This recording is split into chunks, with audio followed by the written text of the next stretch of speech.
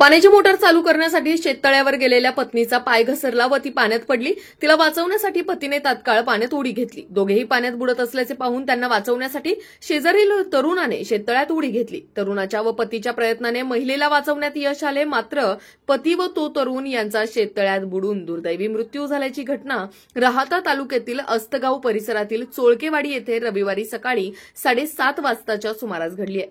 सदर घटनेने परिसरात शोककळा पसरली आहे। रामदास सखाहरी चोळके वय वर्ष 56 आणि आदेश अण्णासाहेब नळे वय वर्ष 22 अशी मृत व्यक्तींची नावे आहेत, तर सुमनबाई रामदास चोळके हे बचावलेल्या महिलेचे नाव आहे। घटनेच्या ठिकाणी दोघांचे मृतदेह काढण्यात नागरिकांना कसरत करावी लागली।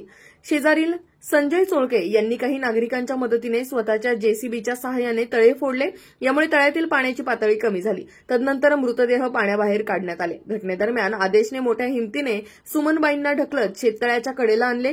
दरम्यान आजूबाजूचे रहिवासी देखील दोर घेऊन तळ्यावर दाखल झाले होते। सुमनबाईंनी दोर पकडला, परंतु रामदास चोळके आणि आदेश नळे हे पोहता पोहता थकल्याने ते पाण्यात बुडाले व त्यांचा करून अंत झाला।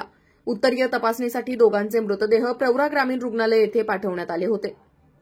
शवविच्छेदनानंतर अस्तगाव येथे दुपारी अतिशय शोकाकुल वातावरणात दोघांच्याही पार्थिवांवर अंत्यसंस्कार करण्यात आले।